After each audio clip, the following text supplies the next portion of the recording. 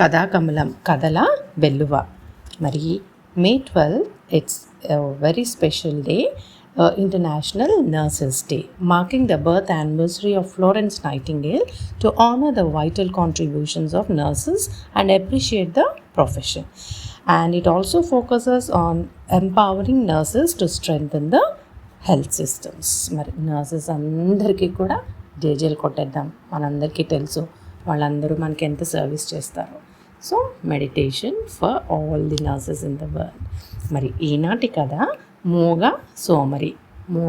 సోమరి అంట. చూద్దాం. ఒక ఊరిలో రంగాచారి అనే వ్యక్తి ఉండేవాడు. ఆయన చాలా బద్ధకస్తుడు. ఏ పని పాట చేయకుండా పొట్ట నింపుకునే ఆలోచనలు చేసేవాడు. అతడు బాగా ఆలోచించి అతడు బాగా ఆలోచించట కష్టపడకుండా డబ్బు సంపాదించే మార్గం ఏమిటా అని తీవ్రంగా ఆలోచించి బిచ్చమెత్తటం చాలా సులువైన పని అని ఒక నిర్ణయానికి వచ్చేసాడంట.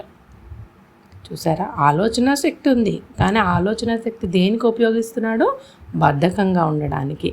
ఏ విధంగా అడుక్కోవాలి అని ఆలోచిస్తూ గుడ్డివాడి వేషంలో ఎక్కువ డబ్బులు వస్తాయని అనుకుని గుడ్డివాడిని ధర్మం చేయండి బాబు అని పలక మీద రాసి నోటితో అరుస్తున్నాడంట. రైల్వే స్టేషన్ ఎదురుగా నిల్చున్నాడు. చేతిలో ఖాళీ పళ్ళెం ఉంది. అందరూ వస్తున్నారు పోతున్నారు, కానీ పళ్ళెంలో రూపాయి కూడా వేయట్లేదంట. 2 రోజులు గడిచాయి. వసూలైన మొత్తం 10 రూపాయలు. ఈ సెంటర్కు నేను కొత్త కదా, 10 రూపాయలు వచ్చాయి అంతే. మరి కొన్ని రోజులు చూద్దాం అనుకున్నాడు. ప్రయోజనం లేకపోయింది. మరొక ఆలోచన చేసి మూగవాడ వేషంలో అడుక్కుంటే ఎక్కువ లాభం ఉంటుందని మూగవాడిని బాబు అని అరిస్తే బాగుండదు అనుకున్నాడేమో. మళ్ళీ ప్లేట్ రాసి మెడలో వేసుకున్నాడంట. ఆ పలక మీద రాసి మెడలో తగిలించుకొని వేరే చోట 4 రోడ్ల కూడలిలో అంటే చౌరస్తాలో నిలబడ్డాడు. మొదటి రోజు 10 రూపాయలు వచ్చినాయి. బాగానే ఉందనుకున్నాడు. 2వ రోజు కూడా ఆ సెంటర్లోనే నిల్చున్నాడు. ఇతను గుడ్డివాడుగా రైల్వే స్టేషన్ సెంటర్లో ఉండగా చూసిన వ్యక్తి మళ్ళీ ఇక్కడ చూసి దగ్గరికి వచ్చి, నువ్వు మూగవాడివా అని అడిగాడట నెమ్మదిగా. అవును అన్నట్లు ఆడించాడు రంగాచారి.